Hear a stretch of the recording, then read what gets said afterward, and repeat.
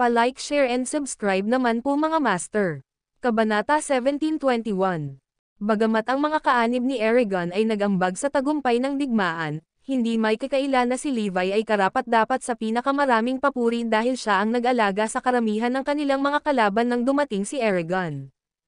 Higit pa riyan, pinagpira-piraso ni Levi si Deicide at inubos ang enerhiyang nakaimbak sa loob ng Energizer, kasama ang mga na-upgrade, para matiyak ang kaligtasan ng iba. Kung hindi, madaling iikot ni Deicide ang pagbabawas kahit na sa tulong ng mga kaanib ni Eragon. Sa madaling salita, si Levi ang nanguna sa mga Erudian sa tagumpay. Kaya naman, hiniling nilang makalabas siya ng buhay. Desidido silang makuha ang mga labi ng kagalang-galang na tao kahit na namatay ito sa laban. Habang sila ay patuloy na naghahanap ng mataas at mababa para sa kanyang mga labi, ang kanilang pagsisikap ay hindi nagtagumpay dahil walang tao sa paligid. Wala na si Master. Nakita ko siyang pinawi sa harapan ko.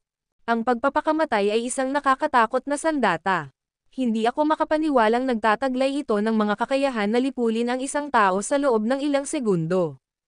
Kung gaano man ayaw ni Floyd at ng iba pa na yakapin ang katotohanan, wala silang magagawa. Kailangan lang nating manalangin sa Diyos na magpakita ng awa kay Erudia at ipakita sa kanya ang daan pabalik sa atin. Habang nagsimula silang manalangin ng tahimik, nagsimulang magpaputok ang hukbo sa pagtatangkang magbigay ng pugay sa kagalang-galang na Levi Garrison. Samantala, si Jared ay lubos na nakikilala bilang isang marangal na miyembro ng bansa sa sandaling siya ay pumunta sa Zarain. Sumang-ayon si Bruce sa mga katagang inilista ni Jared, kabilang ang paggalang sa kasunduan na italaga siya bilang hari ng bansa. Naghari si Zarain sa maraming bansa sa ilalim ng konsepto ng kolonyalismo. Nagawa ni Bruce na hikayatin ang iba na italaga si Jared na maging hari ng isa sa mga bansa sa ilalim ng kanilang paghahari. Ang seremonya ng koronasyon ay gaganapin sa loob ng 7 araw.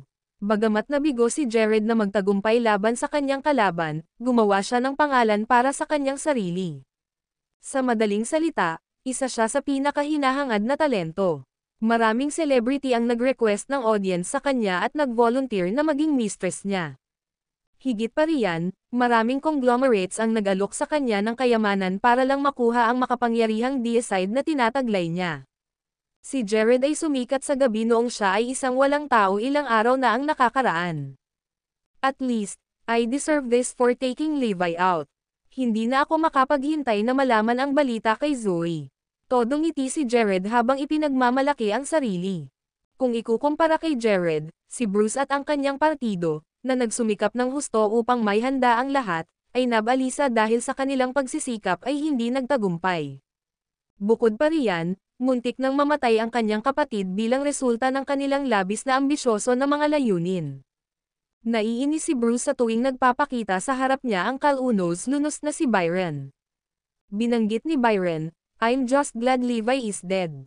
Sa wakas ay may naghiganti sa akin." Alam na alam niyang isang misyon na imposible para sa kanya ang makaganti sa sandaling malaman niya ang aktwal na kapangyarihan ni Levi. Natuwa sila kay Jared na kasama niya si Deicide para paikutin ang mga mesa. Tama siya. At the end of the day, it is still considered a victory on our end since Levi has been killed.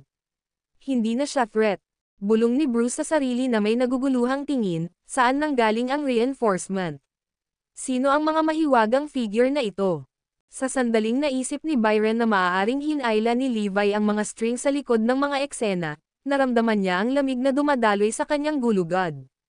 Lubos siyang natakot sa mga bagay na kayang gawin ni Levi simula nang maranasan niya iyon mismo.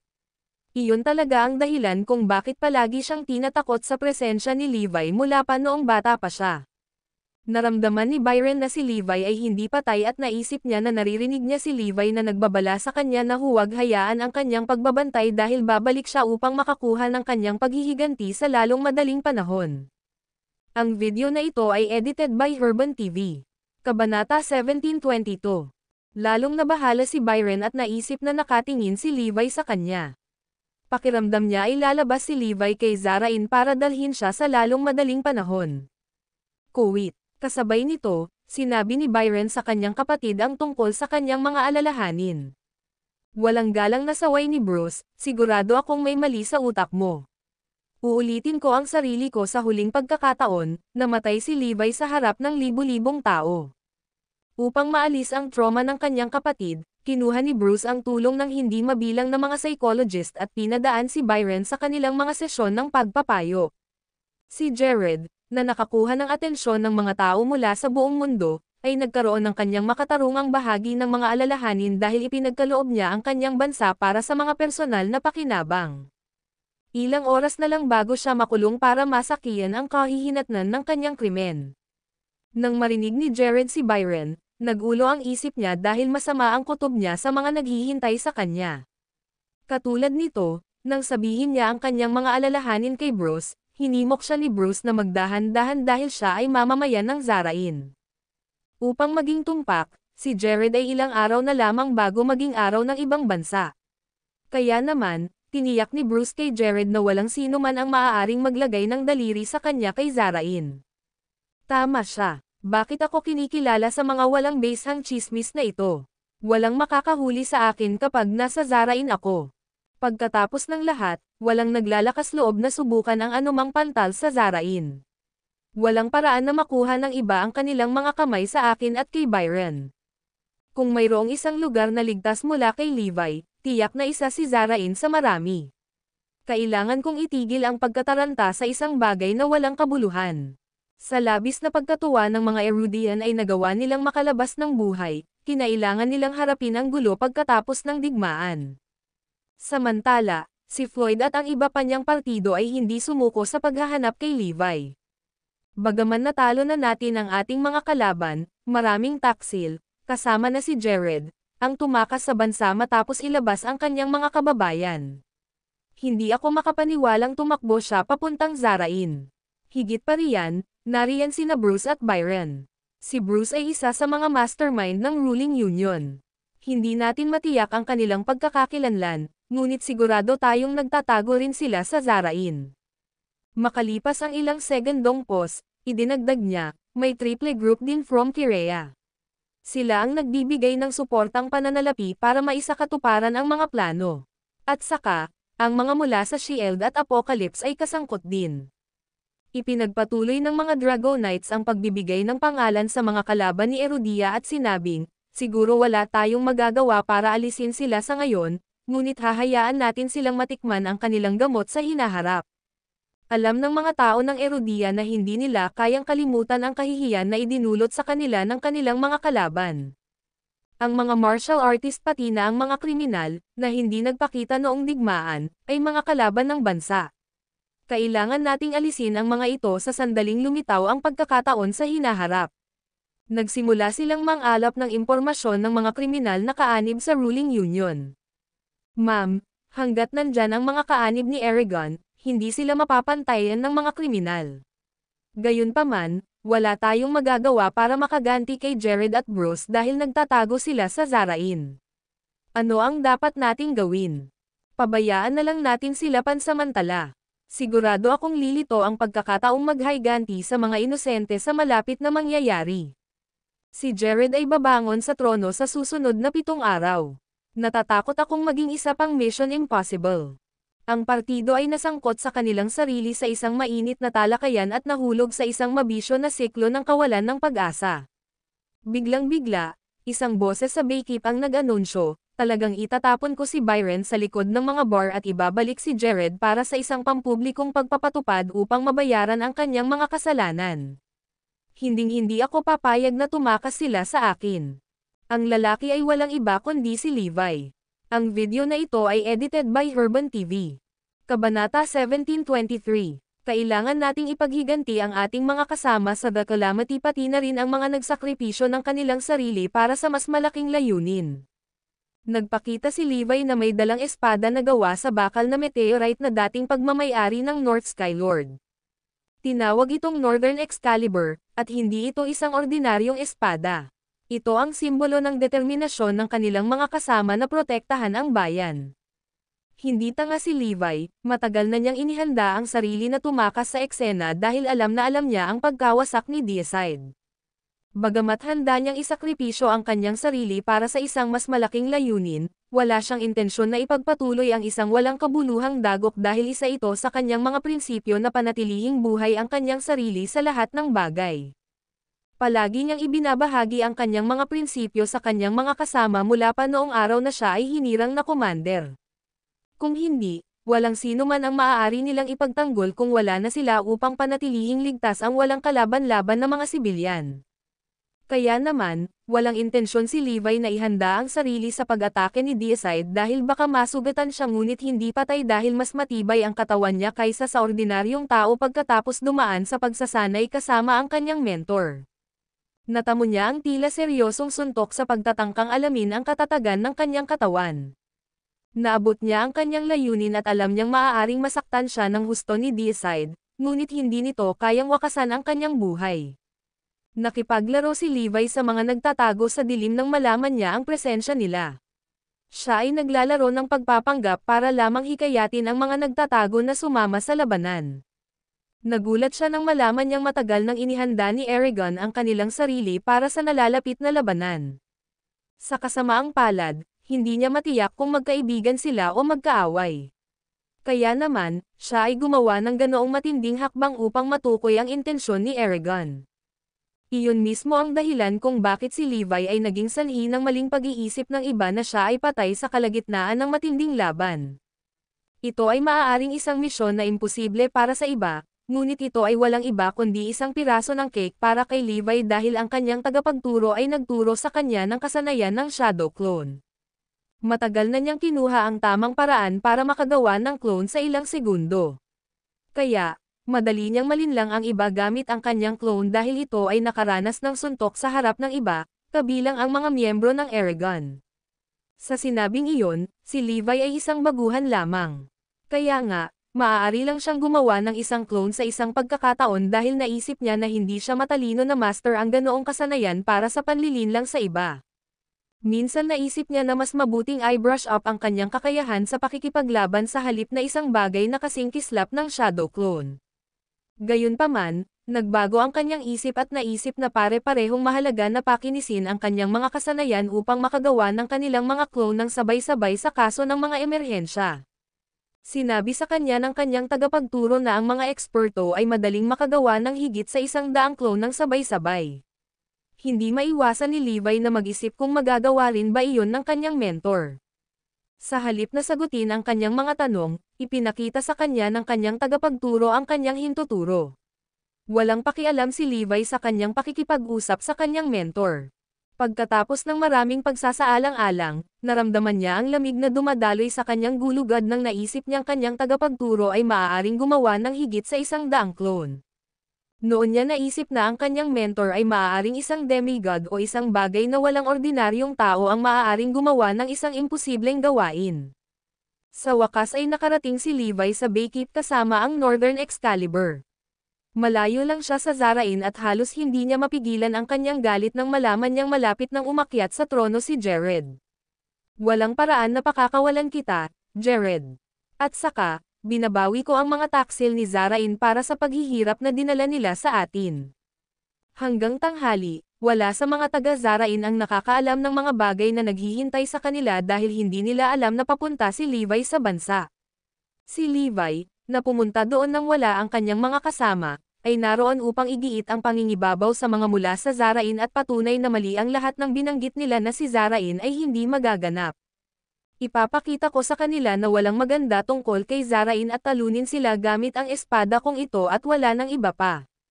Ang video na ito ay edited by Herban TV. Kabanata 1724.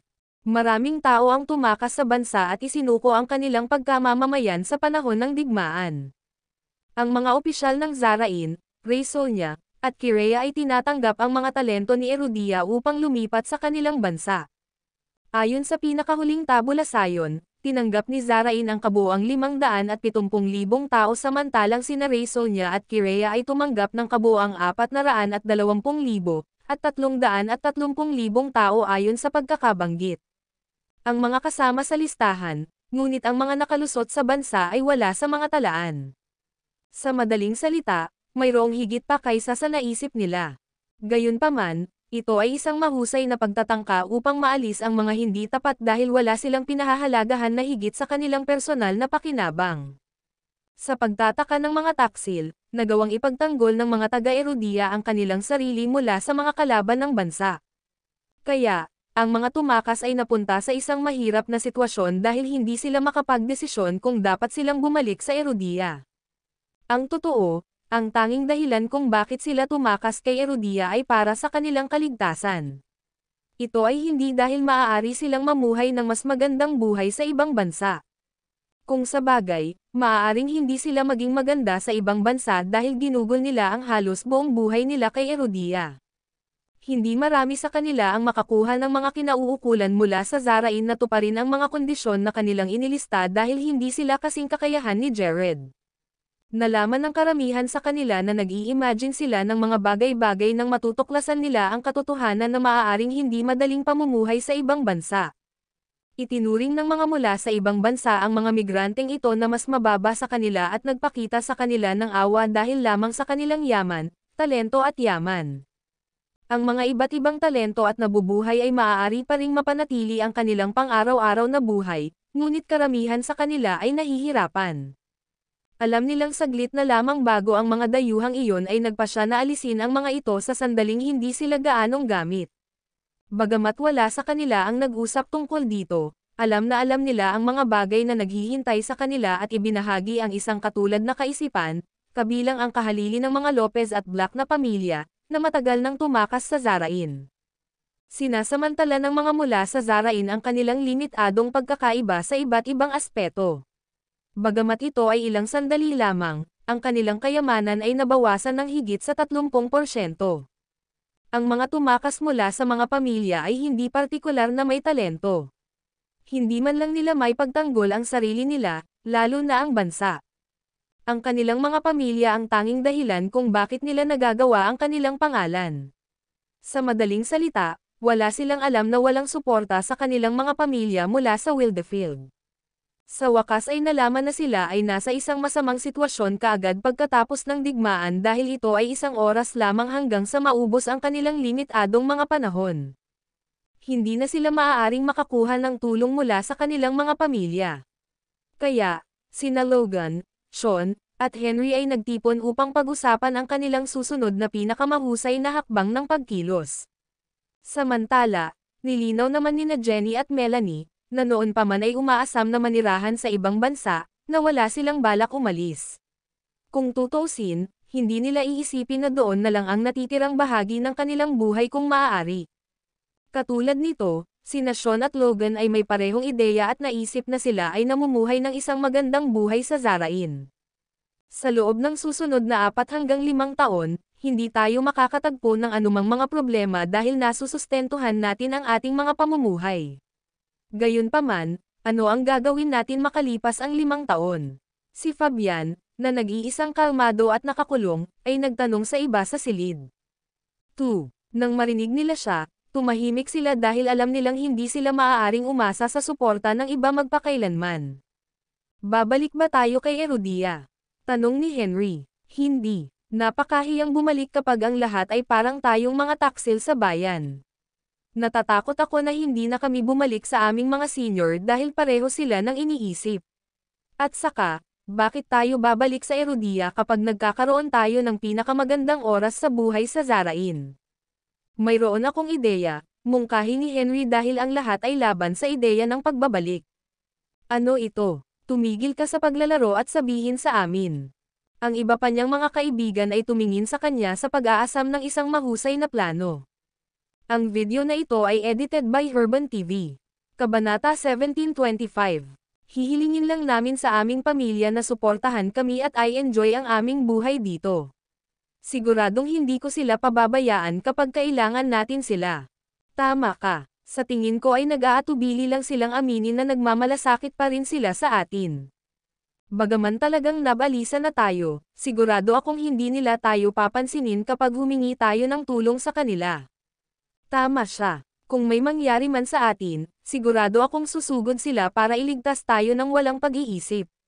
Nakaramdam ng ginhawa ang party habang nakasulat ito sa kanilang mga mukha. Natutuwa silang maituturing nila ang kanilang sarili na mas mataas kaysa sa mga taga-ibang bansa at patuloy silang nagkakaroon ng pinakamagandang panahon sa kanilang buhay sa Zarain. Higit sa lahat, hindi sila tutol sa ideya na samantalahin ang kanilang mga magulang. Determinado silang nang husto ang mga impluwensya ng kanilang pamilya para sa kanilang paggamit ng pansariling pakinabang. Gayunpaman, tama sila dahil hindi sila pababayaan ni Harry at ng iba pa kung alam nilang nasa matinding problema ang mga kahalili nila. Kaya, nagpasya si Henry at ang kanyang mga kaibigan na nananatili sa Zarain hanggat maaari. Sa kanilang pagtataka, sa sandaling tapusin ni Sean ang pakikipag-usap sa isang tao sa telepono, nadilim ang kanyang ekspresyon. Napag-alaman ng mga Dragonite na si Forlivia ay isang kababalaghan. Aalagaan nila ang kanyang talento para sa kapakanan ng bansa sa lalong madaling panahon. Sa madaling salita, bilang pag-asa ni Erudia, malapit na siyang makamit sa buhay. Ito ay pareho, para sa ang pamilyang Itim at ang pamilyang Lopez. Siguro ang ating mga pamilya ay ituring na mga marangal na pamilya ng bansa o ano paman.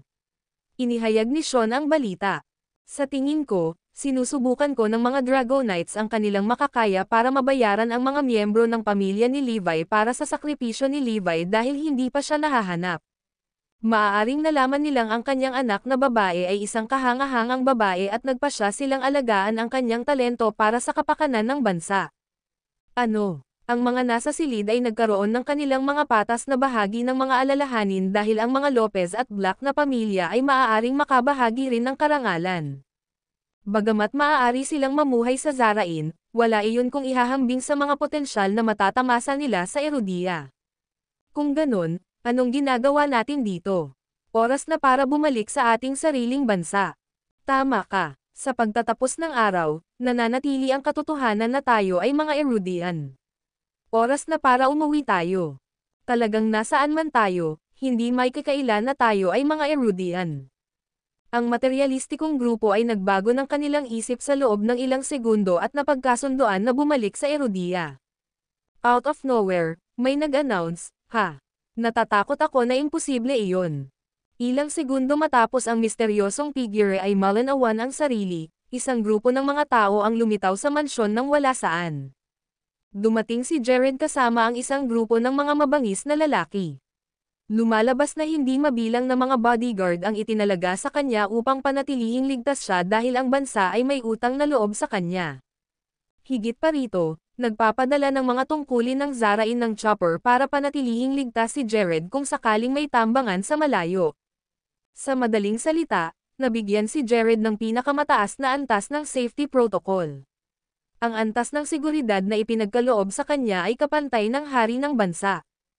Ikaw. Nang makita ni Sean at ng mga kay-barkada niya si Jared, nanlaki ang mga mata nila sa hindi makapaniwala dahil alam nila ang pagkakakilanlan ng lalaki, kasama na ang pagiging kaklase ni Jared noon ni Levi. Natatawang sinabi ni Jared, "Gusto kong samahan kayong lahat mula ngayon." Sa madaling salita, lahat kayo ay mananatiling mamamayan ng Zarain. Nagpalitan ng tingin si Fabian at ang kanyang mga kasamahan dahil alam nila ang mga bagay na naghihintay sa kanila kung sakaling sumama sila kay Jared at gawin ang kanyang utos para sa kanya. Itinuturing ng iba na mga taksil sila ni Erudia at pinipigilan silang bumalik sa bansa magpakailanman. Kung sino man sa inyo ang magtangkang sumalungat sa akin, natatakot ako na wala ng paraan para sa inyo. Actually, it's not a bad deal since all of you get to live a lavish life from now onwards. Hindi mahalaga kung ikaw ay mula sa ibang bansa. Sa huli, pumayag ang mapagpanggap na grupo na sumama kay Jared at gawin ang kanyang mga bidding mula sa araw na iyon. Ang video na ito ay edited by Herban TV. Kabanata 1726.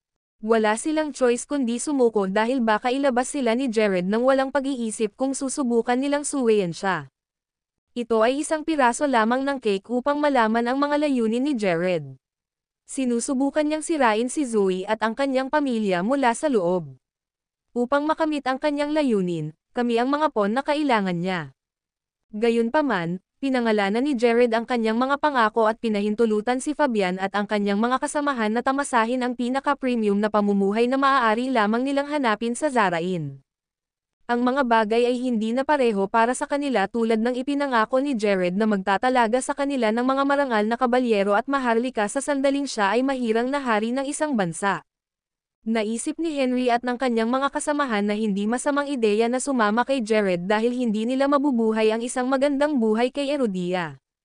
Palagi silang ituturing na mas mababa kay Zoe at for Livia dahil sa kontribusyon ni Levi. Gayunpaman, iba ang mga bagay hanggat sila ay isang mamamayan ng Zarain. Hindi na nila kailangang umasa sa iba bukod kay Jared. Tuwang-tuwa sa mga naiisip, nagsimula silang magdiwang muli. Ang balitang si Jared ay hinirang bilang hari ng isang bansa ay umabot sa mga ulo ng balita at umani ng atensyon pati na rin ang suporta mula sa dating Erudian. Nilinaw nila sa kanilang sarili na susundan nila si Jared hanggat pinapasok niya sila. Ang nangyari, nakipag-ugnayan si Jared sa mga elite na tumakas mula kay Erudia. Ang plano niya ay tipunin sila para sa kanyang ambisyosong plano. Halatang may gusto siya. Bagamat hindi na ako Erudian, gagawa ako ng ligtas na kanlungan para sa aking mga kababayan at sa aking sarili. Hindi na napigilan ng mga Dragonites ang kanilang galit sa sandaling nalaman nila ang mga bagay na nasa isip ni Jared. Nilinaw nila na gusto nilang ibalik ni Zarain sa kanila sina Byron at Jared para sa isang patas na paglilitis. Hindi na kailangang sabihin, walang paraan ang mga taga-Zarain ay nakikinig sa kanila. Sa huli, ang plano ng Dragonites ay nahinto dahil hindi nila kayang lumabag sa mga tuntunin para makulong si Jared. Alam nila na hindi sila magkatugma para sa kanila sa mga tuntunin ng kasanayan sa pakikipaglaban. Sa katunayan, natatakot silang hamanin ang mga taga-Zarain. Sa huli, nakipag-ugnayan ang Dragonites kay Eragon at hiniling sa kanila na kumpletuhin ang misyon para sa kanila. Gayunpaman, nilinaw ni Eragon sa kanilang sarili na natapos na ang mga pangyayari dahil mayroon din silang mga alalahanin. Sa madaling salita, ang magkabilang panig ay natatakot na masaktan ang makapangyarihang si Jared at hindi nang ahas na subukan ang anumang padalos-dalos upang maiwasan ang anumang posibleng pag-aaway. Kaya naman, wala silang choice kundi hayaan si Jared na mapuno ng sarili sa harap nila. Sa sandaling sumama si Henry kay Jared, nakipag-ugnayan sina Harry at Meredith sa grupo at pinagsabihan, lahat kayo ay inilalagay sa kahihiyan ng pamilya. Gusto kong umalis kayong lahat at bumalik kaagad. Aasahan namin ang pagdating mo at ng iyong mga kaibigan. Walang paraan na makabalik sila sa kanilang pamilya dahil natikman nila ang tagumpay. Itay, Nay, makinig ka sa akin at samahan mo kami sa Zarain. Mabubuhay tayo ng mas magandang buhay bilang isang pamilya dito. Sigurado akong magugustuhan mo rin ito. Tama siya. Ano ang napakahusay tungkol kay Erudia? Oras na para sa inyong lahat na makipagsapalaran sa kabila ng inyong mga comfort zone. Alam mo ba, nangako si Mr. Shite sa atin ng 2 isla. Sa madaling salita, malapit na tayong maging may-ari ng mga isla. Si Henry at ang kanyang mga kasamahan ay walang balak na sumama sa kanilang mga pamilya. Sa halip, dinala nila ang mga mapang akit na alok at sinubukan nilang akitin ang kanilang mga pamilya na sumama sa kanila. Napakawalang kwenta mo anak, babulay-walay namin kayong lahat kahit na kailangan ninyo ang aming tulong sa darating. Ang mga kabataan ay nakuha sa nerbiyos ng kanilang mga matatanda. Hindi sila mapakali sa pananakot ng kanilang mga magulang, instead, they asserted, sige, kalimutan mo na lang kami kung ganon. Isang hakbang na lang tayo para makamit ito sa buhay.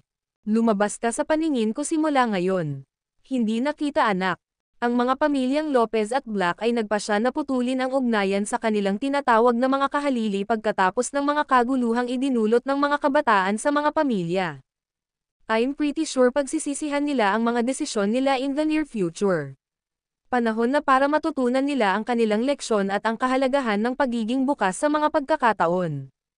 Ang video na ito ay edited by Herban TV. Kabanata 1727. Nang marinig ng iba si Henry, napabulalas sila, tama ka. Masyado silang matigas ang ulo para sa kanilang ikabubuti. Sa totoo lang, hindi na kami kaanib sa mga taga-Zarain mula nang maging miyembro kami ng personal na partido ni Mr. Shite. Dahil gagawa siya ng isa pang ligtas na kanlungan para sa kapwa Erudian, sa palagay ko ay walang mali dito. Sa katunayan, ang mga miyembro ng kanyang club ay mga Erudian din. Talaga, Sinusubukan lang nating magtayo ng ligtas na kanlungan para sa ating mga kababayan. Bakit tayo nagiging taksil? Kailangang ipagmalaki tayo ng ating mga nauna dahil pinararangalan natin ang bansa saan man tayo naroroon. Ang walang hiyang grupo ay nagbigay katwiran sa kanilang pagkakilala at iniisip na sila ang mga matuwid sa halip na iba. Sa kabilang banda, patuloy na nakipag-ugnayan si Jared sa mga migrante mula sa Erudia. Naging maayos ang lahat dahil karamihan ay hindi tutol sa ideyang sumama sa kanya. Gayunpaman, ang mga tao ng Erudia at Dragonites ay lalong nagalit nang mas mataas ang profile ni Jared. Sa kasamaang palad, maaari lamang nilang kondenahin ang walang hiyang grupo. Lihim silang nagdasal para sa isang tao na nagpapakita at basagin ang kanilang ambisyosong layunin sa mga piraso. Panahon na para matutunan ni Jared ang kanyang aral sa pagtataksil sa kanyang bansa. Bagamat alam nila na maaaring manatiling isang hiling ang mga iyon sa mahabang panahon, hindi nila maiwasang patuloy na umasa at manalangin. Hindi mo pa ba nahahanap ang Crown King? Ang mga nasa training base ng Dragonites ay tumahimik dahil ang kanilang pagsisikap ay hindi napakinabangan matapos hanapin si Levi sa mga nakaraang araw. Daan-daang libong tao ang nakasaksi kay Levi na nabura ni Deicide sa loob ng ilang segundo. Kaya, naisip nila na imposible para sa kanya na makalabas ng buhay tulad ng oras sa Mount Dragon. Maging si Floyd, na mas nakakaalam ng mga kakayahan ni Levi kaysa sa iba, ay inisip na si Levi ay nalipol. Walang magagawa si River Zero kung masisira ang pisikal na katawan ni Levi. Kaya imposibleng mabuhay muli si Levi. Siguro oras na para malaman ang balita sa mga miyembro ng kanyang pamilya. Gayun din, kailangan nating ayusin ang libing ng Crown King at tiyakin ang lahat ay nasa premium na pamantayan dahil nag-ambag siya sa bansa. Nakakahiya na wala na siya dito sa atin. Kailangan nating ialok sa kanyang pamilya ang lahat ng kailangan nilang mangyari. Kung pag-uusapan, malapit nang patayin ni Eragon ang mga kriminal. Malaki. Sa wakas ay oras na para sa mga martial artist na pasanin ang kahihinatnan ng pagtataksil kay Erudia. Hindi alam ng mga Dragonites na ang krisis sa Oakland City ay dulot ng mga kriminal sa ilalim ng pangangasiwa ni Levi. Sa makatuwid, ang kanilang mga pangalan ay naisama sa listahan ng mga miyembro na aalagaan ni Eragon. Dahil wala si Levi para panatilihin silang ligtas, walang nakakaalam sa mga bagay at kontribusyon ng mga kriminal sa ilalim ng kanyang patnubay. Kahit na ang mga Dragonites ay hindi maaaring baguhin ang isip ng mga kaanib ni Eragon dahil sila ay nagpasya na pagsilbihan ang mga kriminal na may parusang kamatayan. Sa kabilang banda, si Levi ay nakarating sa hangganan ng Zarain. Sa loob ng ilang sandali, nakuha na niya ang kinaroroonan nina Jared at Byron pati na rin ang kanilang mga gawain. Si Byron, na isang duwag, ay ginugol ang halos lahat ng kanyang oras sa laboratorio upang i-upgrade ang mga bahagi ng kanyang katawan. Samantala, si Jared, nakababalik lang mula sa isang paglalakbay sa Baykeep, ay nakakuha ng suporta ng hindi mabilang na mga tao na may iba pang pinagmulan. Nanunuya, bumulong si Levi sa sarili, ang galing. Sigurado akong may bakanteng araw sa impyerno. Naisip niyang ilabas si Jared sa araw ng paghirang sa kanya bilang araw. Kaya, hindi pa niya nakipag-ugnayan ang kanyang mga kasama kay Erudia. Kung hindi, maaaring mawalan ng kontrol sa mga bagay kung alam ng iba na buhay pa siya. Higit pa rito, maraming variable na iba sa kanyang mga plano. Baka pigilan siya ng kanyang mga nakatataas na makipag-showdown kay Jared kung alam nila ang kanyang plano. Ang masama pa nito, baka utusan pa nila siyang manatili at bumalik sa Erudia. Naisip din ni Levi na isa itong magandang pagkakataon para malaman niya ang pagkakakilanlan ng mga miyembro ng ruling union. Lumipas ang isang linggo sa isang kisap mata. Sa wakas ay oras na para sa seremonya ng koronasyon ni Jared. Isasagawa na sana ni Levi ang kanyang plano na makuha ang kanyang mga kamay sa convicted duo at ibalik sila kay Erudia kasama niya. Ready na ba kayo? Ang video na ito ay edited by Urban TV. Kabanata 1728. Ang Iron Shield Laboratory ay isa sa maraming laboratorio na kaanib sa Zarain. Ang laboratorio ay namamahala sa hindi mabilang na mataas na kumpidensyal na pananaliksik. Ginugol ni Byron ang halos lahat ng oras niya doon para pangalagaan ang mga nasirang bahagi ng katawan niya. Higit pa rito, Naisip niyang magandang ideya na manatiling nakatago sa isang mahusay na secure na compound. Nakaramdam siya ng seguridad dahil nagpadala si Bruce ng isang rank 6 na mandirigma para bantayan siya para matiyak lamang ang kanyang kaligtasan. Kung tutuusin, isang hakbang na lang ang lumaban sa pagiging rank 7. Kaya, walang ordinaryong rank 6 ang katapat niya sa mga tuntunin ng kasanayan sa pakikipaglaban. Bagamat karamihan sa mga miyembro ng ruling union ay may bodyguard ng rank 6, wala sa kanila ang kasing kakayahan ng ipinadala ni Bruce kay Byron. Kinailangan pa ring umasa ni Byron sa tulong ng mga psychologist para lang makatulog siya dahil sa mga bangungot. Ginoo, Byron, si Mr. Shite ay hihirangin bilang araw ng ibang bansa ngayon. Gusto ni Mr. Johnston na sumama ka sa kanila sa seremonya ng koronasyon. Umiling si Byron at iginiit, sabihin mo lang sa kapatid ko na uupo ako dito. Bumangon siya sa maling bahagi ng kama at wala sa mood para sa anumang bagay. Nang nasa kalagitnaan na siya ng pagkain, nilapitan siya ni Jameson, isa sa mga opisyal ng laboratorio at inihayag, kaka-upgrade pa lang namin ng defense system ng laboratorio. Seryoso ka? Tanong ni Byron na kumikinang ang mga mata sa tuwa. Naniniwala ako sa aming pinakabagong sistema ng pagtatanggol. Kahit isang rank 7 combatant ay hindi makakapasok sa compound ng laboratorio nang walang pahintulot ko. Sa sandaling natapos ni Jameson ang kanyang pangungusap na nakataas ang kanyang dibdib, nagsimulang manginig ng husto ang laboratorio. Ang pundasyon ng laboratorio ay nawasak. Kasunod nito, ang sistema ng pagtatanggol sa sarili ng laboratorio ay na-trigger. Alerto ang mga nanghihimasok. Alerto sa mga nanghihimasok. May pumasok sa laboratorio. Habang ang lahat ng impyerno ay lumabas sa laboratorio, pinandilatan ni Byron si Jameson sa mga mata, na nagpapakita na siya ay may mga pagdududa laban sa tinatawag na pinahusay na sistema ng pagtatanggol sa ni Jameson. Bakas sa mukha niya ang pagkadismaya ni Jameson. Tiniyak niya sa nagulat na si Byron, haharapin ko kaagad ang nanghihimasok. Out of the blue, ang taong nasa likod ni Byron ay nag-anunsyo sa isang mahinahon at nakolektang tono, hanggat ako ay nasa paligid, hindi ako papayag na ang iba ay magsisiksikan sa iyo.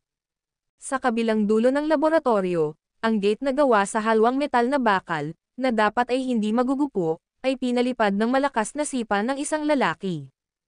Isang lalaking may maskara at isang set ng itim na damit na nakatayo sa pasukan na may itim na espada sa likod.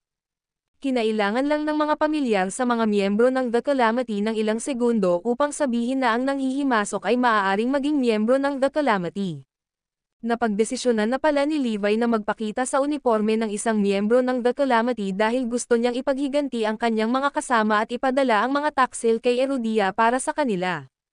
Di nagtagal, ang mga gwardya, kabilang ang mga martial artist at ang mga nilagyan ng mga super weapon, ay nagtipon sa pasukan at pinalibutan ang nanghihimasok. Desidido ang mga opisyal ng laboratorio na alisin ang nanghihimasok gamit ang pinakabagong sistema ng pagtatanggol sa sarili na mayroon sila. Pumunta si Jameson sa pinangyarihan pagkaraang magtipon-tipon ang kanyang mga kasamahan. Sinigawan niya ang nanghihimasok, "How dare you barge into the laboratory?"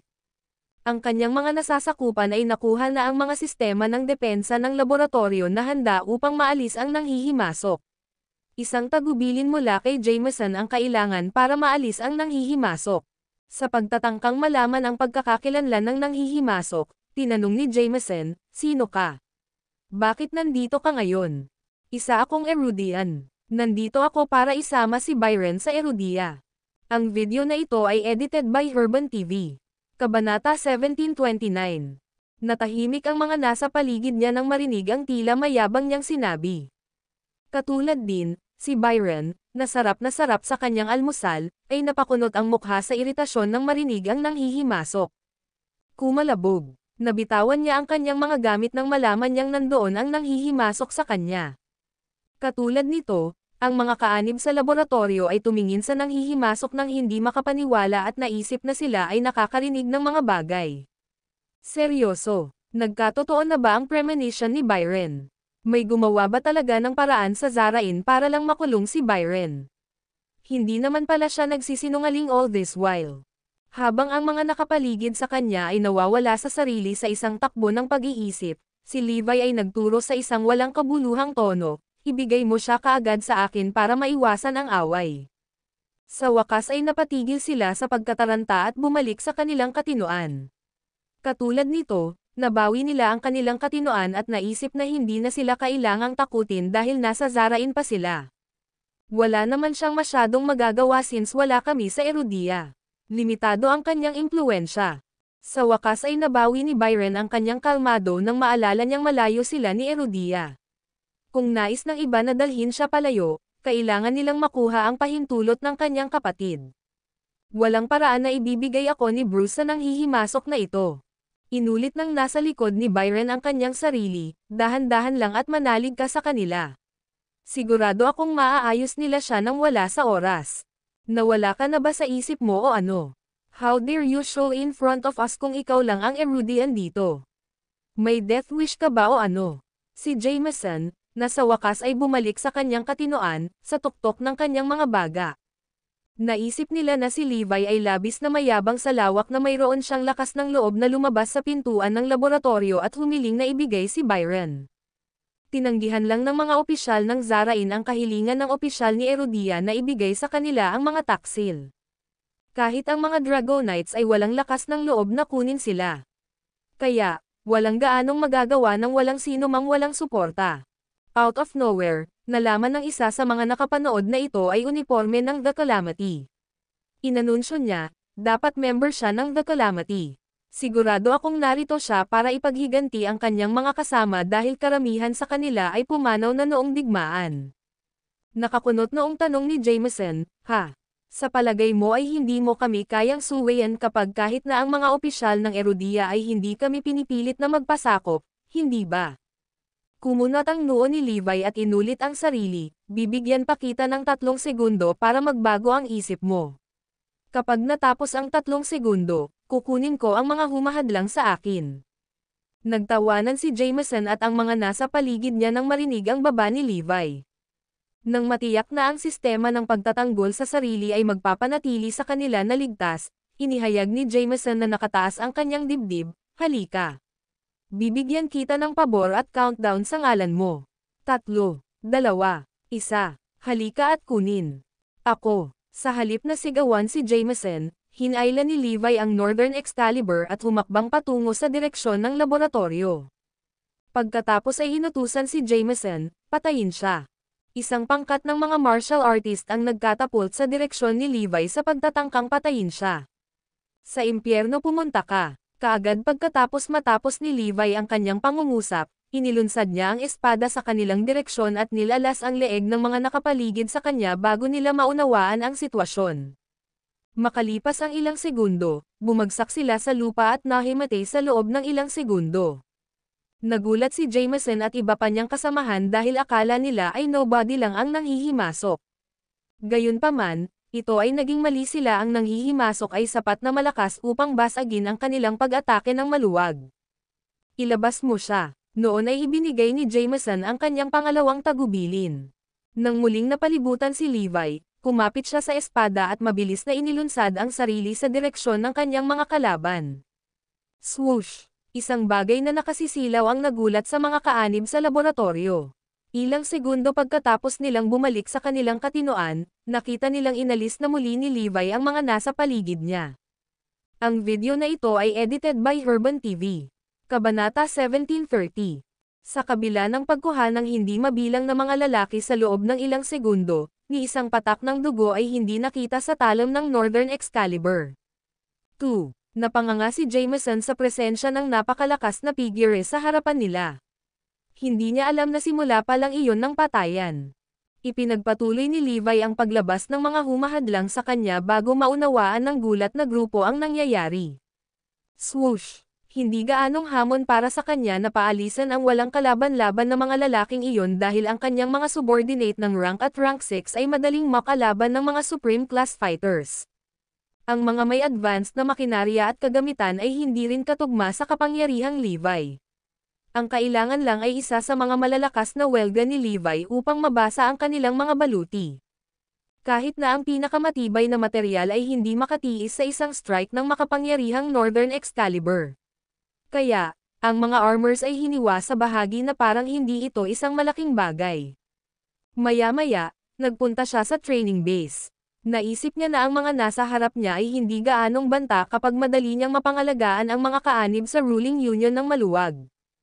Ang isip ni Jameson ay nasa buong lugar habang ang brutal na nanghihimasok ay patuloy na nagmamarcha patungo sa kanilang direksyon. Sa wakas ay nagbilin siya, "Bilisan mo at i-activate ang self-defense system." Mabilis. Sinimulan ng kanyang mga subordinate ang protocol upang ipagtanggol ang laboratorio nang walang karagdagang abala. Sunod-sunod na lumitaw sa harap ni Levi ang mga pader at barikada na gawa sa halwang metal. Lumalabas na ang mga dingding ay nilagyan ng hindi mabilang na mga konduktor ng kuryente, na nagpapagana ng daloy ng kuryente sa maraming direksyon. Higit pa rito, hindi mabilang na mga sandata ang lumitaw ng wala saan. Sumigaw si Jameson, "Sunog! Bam! Bam! Bam!" Biglang nagpaputok ang hindi mabilang na mga naka-install na armas patungo sa direksyon ni Levi sa pagtatangkang lipulin siya. Walang ordinaryong tao ang posibleng makapanatili sa serye ng mga counter-attacks dahil ang mga laser beam ay ginamit sa pagtatangkang alisin ang mga nanghihimasok. Sa katunayan, ang mga mula sa Supreme Class ay maaaring hindi makalabas ng hindi nasaktan dahil ito ay isang high-density laser beam. Ito siguro ang dahilan kung bakit sinabihan ako ni Jameson na huwag mag-alala kahit may isang rank 7 na magpakita sa harapan namin. Ang sistema ng pagtatanggol ay kasing lakas ng deicide ni Jared. Walang paraan ang iba ay makakalabas ng buhay. Bilang resulta ng epektong pag-atake, nagsimulang muling manginig ang buong laboratorio. Akala nila ay walang paraan na makakalabas ng buhay si Levi pagkatapos ng sunod-sunod na pag-atake laban sa kanya. Basag. Pagkaraan ng ilang sandali, ang mga dingding ay nabasag sa mga piraso. Inilunsad ng lalaki ang kanyang espada sa direksyon ng mga nasa likod ng dingding. Swoosh! Wala pang 3 minuto ang lumipas upang sirain ang tinatawag na mga sandata ng Advanced Defense System. Ang iginagalang na sistema ng pagtatanggol sa sarili ng Iron Shield Laboratory ay nawasak dahil wala sa mga armas ang maaaring magdulot ng malubhang pinsala kay Levi. Inanunsyo ni Levi, "Huwag kang hamarang sa akin maliban na lang kung may death wish ka." Nagpatuloy siya sa pagmamartse sa direksyon ni Jameson at walang gaanong abala ang mga kampan ng lalaki. Hindi maganda ang takbo. Bumalik si Jameson sa gilid ni Byron ilang segundo pagkatapos niyang tumakas sa eksena. Sinaway ng nasa likod ni Byron si Jameson, "What's wrong?" Itigil ang pag-aabala sa isang bagay na walang kabuluhan. Napabuntong hininga si Jameson, "Papalapit na ang nanghihimasok sa amin." Bam! Isang malakas na putok ang umalangaw-ngaw sa bulwagan, at nagkapira-piraso ang lahat ng baso. Biglang sumulpat si Levi at nagulat si Byron. Bakit sobrang hawig niya si Levi in terms of his figure? Sa kabila ng pagkakaroon ng maskara upang itago ang kanyang pagkakakilanlan, naisip ni Byron na mayroong isang bagay na pamilyar sa nanghihimasok. "Byron, hindi ako papayag na tumakas ka sa akin." Nang marinig niya ang pamilyar na boses, natigilan siya at napaluhod. Ang video na ito ay edited by Herban TV. Kabanata 1731. Nakakaloka Levi. Kamusta ka pa? Hindi man lang makasagot ng mga pangungusap si Byron nang malaman niyang tama siya noon pa man, buhay si Levi. Kahit si Deicide ay hindi siya maalis. Kinakamot ang kanyang mga ngipin ng buong lakas sa pagtatangkang pakalmayan ang kanyang sarili. Nagpatuloy si Byron sa pag-utol, "Ikaw. Natatakot ako na imposibleng kunin mo siya hanggang sa mailabas mo ako." Ang misteryosong figure sa likod ni Byron ay nagsimulang maglabas ng nakakatakot na aura, na tinatakot ang mga nasa bulwagan. Dahil isang hakbang lang ang layo niya sa rank 7, hindi siya ordinaryong rank 6 na manlalaban. Sa madaling salita, isa siya sa kanilang matitinding kalaban na nakatagpo ni Levi. Swoosh! Binunot niya ang kanyang mahabang espada na tila isa sa samurai ng razor niya.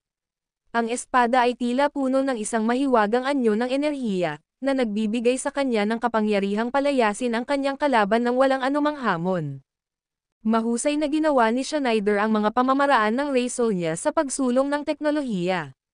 Kaya naman, nakaramdam ng ginhawa si Byron sa paligid ni Schneider. "Hindi ako papayag na mag-alis ka ng kahit na sino basta andito lang ako." Inulit ni Schneider ang kanyang sarili sa huling pagkakataon bago tumilapon sa direksyon ng nanghihimasok.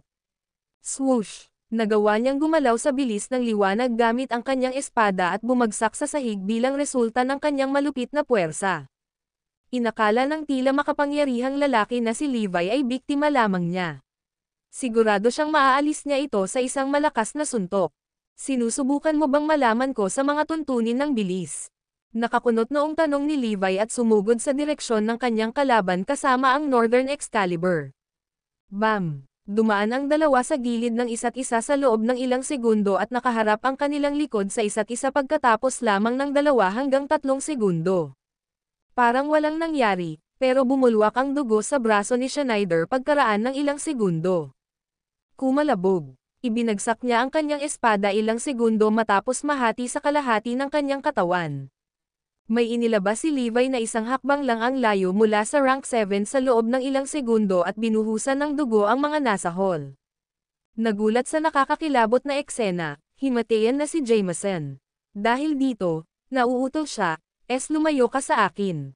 Nang lapitan ni Levi ang nagulat na si Byron, nakangisi niyang sinabi, bakit hindi ka sumama sa akin at itigil ang pagsubok sa anumang kalokohan dahil walang paraan na tinatakasan mo ako?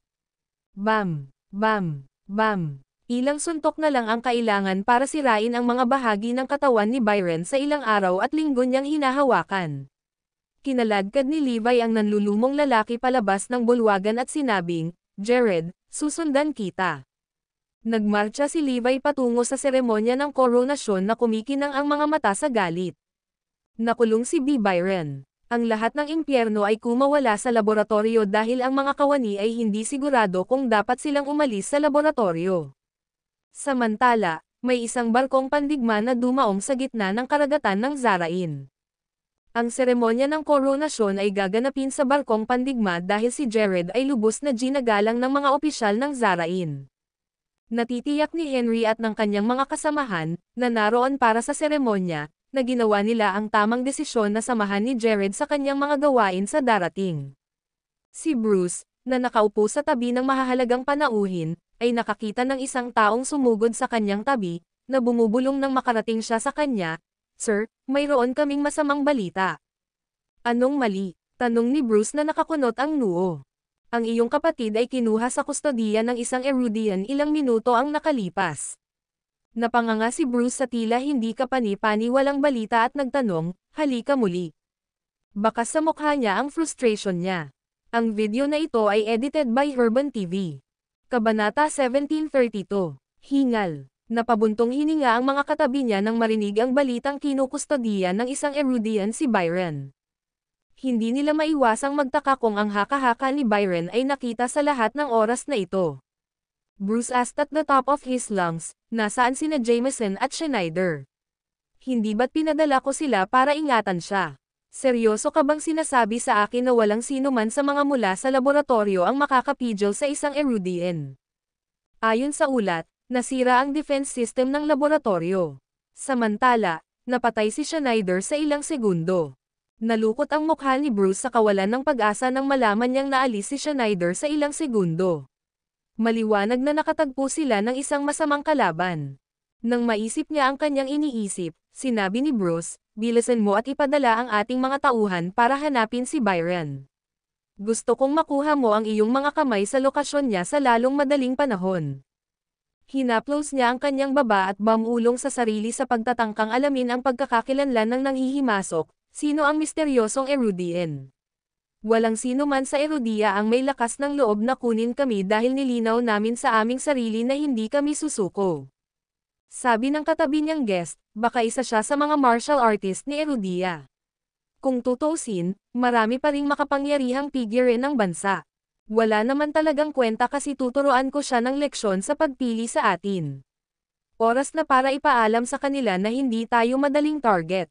Dahil ang lakas ng loob niyang dukutin ang kapatid ko, papatayin ko siya para balon ang iba. Labis na nag-aalala si Bruce dahil magsisimula na ang seremonya. Kung hindi, tiyak na sasali siya sa search and rescue team para hanapin ang kanyang kapatid. Ang masamang balita ay bumagyo sa mga opisyal ng Zarain. Ipinadala ng mga serbisyo upang ang karamihan sa kanilang mga tauhan ay tugisin ang nanghihimasok. Sa pagtatangkang hanapin ni Byron, isinagawa ang search and rescue operation sa ilang malalaking lungsod, na kinasasangkutan ng mga hukbo ng Zarain.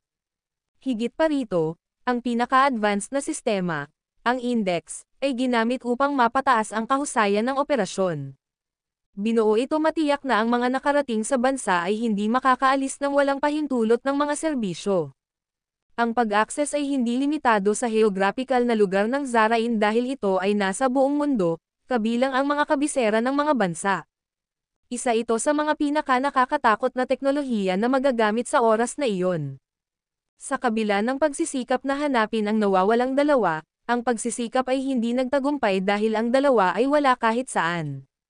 Baka sa mukha niya ang pagkabigo ni Bruce nang marinig niya ang masamang balita. Seryoso ka bang sinasabi sa akin na hindi mo sila mahahanap? Anong klaseng biro ito? Gaano ba mahirap hanapin ang dalawang matanda? Sir, you need to stay calm since nagsasagawa pa kami ng search and rescue operation habang nagsasalita kami.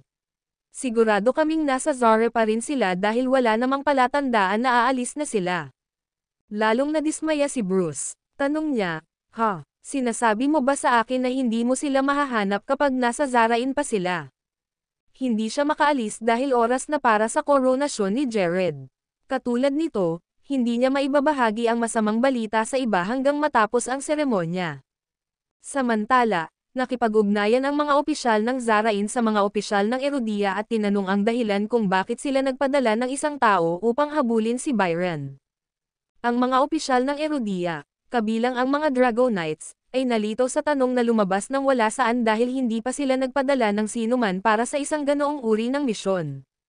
Kaagad pagkatapos nilang malaman na may ganoong uri na nangyari, nagsimula silang mang-alap ng intel para i-verify ang mga alingawngaw. Hindi pa kami nagpadala ng sinuman para sundan si Byron. Ang tanging magagawa kunin si Byron nang hindi na alarma ang iba ay ang mga miyembro ng Eragon. Ngunit imposible iyon dahil nilinaw nila na hindi sila gagawa ng anumang padalos-dalos upang pukawin ang mga bagay-bagay sa ngayon. Sino kaya ito? Ang pinakamahalaga, ang misteryosong figure ay nakamit ang isang imposibleng gawa. Si Bruce, na matagal nang sumakay sa barkong pandigma, ay hindi napigilan ang kanyang sarili na pawisan dahil isang oras na mula nang mawala ang kanyang kapatid. Kumusta na? Hindi naman pwedeng mawala na lang sila sa hangin, di ba?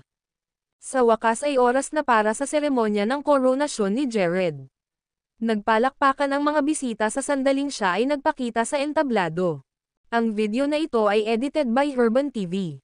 Kabanata 1733. Sa wakas ay araw na para umakyat siya sa trono at gumawa ng pangalan para sa kanyang sarili para sa kanyang natitirang kontribusyon. Tumitig si Jared sa unahan at naisip na ito ay nakikilala na isang kahangahangang gawa dahil siya ay isang walang saysay na tauhan na lamang. Walang magtuturing sa akin na isang geek simula ngayon. Wala nang magtatawanan sa akin. Matagumpay kong natalo ang aking mga kapantay sa mga tuntunin ng tagumpay. Ang mga tapat na tagasunod ni Jared, kabilang sina Henry at Logan, ay parehong natuwa dahil inakala nilang sila ay maituturing na marangal na miyembro ng bansa sa lalong madaling panahon. Ilang sandali lang ay nakuha na nila ang kanilang mga kamay sa walang limitasyong kayamanan at katanyagan. Hindi na ako makapaghintay sa magandang kinabukasan sa hinaharap. Hindi na tayo bagay na bagay. Walang paraan na babalik ako kay Erudia kapag walang maibibigay ang bansa. Tuwang-tuwa sa mga bagay na naghihintay sa kanila, ibinahagi ni Sean at ng kanyang mga kasamahan ang kanilang mga saloobin sa isa't isa. Sa wakas ay bumalik si Bruce sa kanyang katinoan dahil oras na para sa seremonya. Ipagpapatuloy lang namin ang seremonya at magpapas siya sa susunod na pinakamahusay na pagkilos kapag natapos na ang lahat. Ang seremonya ay nagsimula sa pagsasagawa ng mga kasunduan sa pagitan ng mga opisyal ng Zarain at Jared. Dahil malapit nang maging araw si Jared ng ibang bansa, ang sesyon ay nakakuha ng atensyon ng mga tao mula sa buong mundo. Kahit na may inis sila, walang magawa ang mga Erudian para pigilan si Jared. Hindi nagtagal, ang balitang dinukot si Byron ay lumabas sa mga headline at nakakuha ng atensyon ng iba. Bagamat hindi ma-verify ang pinagmulan ng balita, bumagyo sa mundo ang balita. Sa madaling sabi, karamihan sa mga tao ay nagkaroon ng kanilang pansin sa isyu at nagtataka kung ang mga opisyal ng Erudia ay nawalan ng isip na kunin si Zarain. Samantala, ang mga opisyal ng Erudia, kabilang ang mga nakatataas ng Dragonites, ay pare-parehong nalito dahil hindi nila alam ang pagkakakilanlan ng nanghihimasok. Wala silang pagpipilian kundi maghintay hanggang sa sandali ng katotohanan upang malaman ang pagkakakilanlan ng nanghihimasok. Usap-usapan ito dahil napabalita na rin ang mga opisyal na naghahanap ng mataas at mababa kay Byron.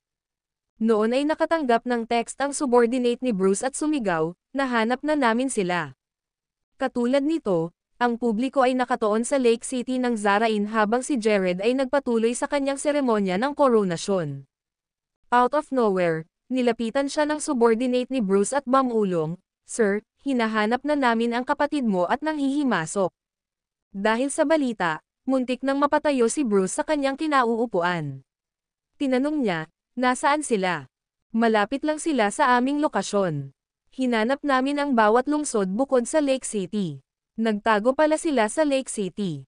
Ano? Si Bruce ay natakot sa isang tila walang katotohanan na pag-iisip na nasa isip niya at iniisip kung ang nanghihimasok ay susundan sila sa lalong madaling panahon. Nang iangat niya ang kanyang sarili at biglang huminto ang seremonya ng koronasyon, ang mga bisita ay tumingin sa kanya na may parehong pagkalito sa kanilang mga mukha. Gulat na tanong ni Jared, "Mr. Johnston, anong ginagawa mo? Natatakot ako na may susunod sa atin. Bilisan mo at tapusin ang seremonya sa lalong madaling panahon."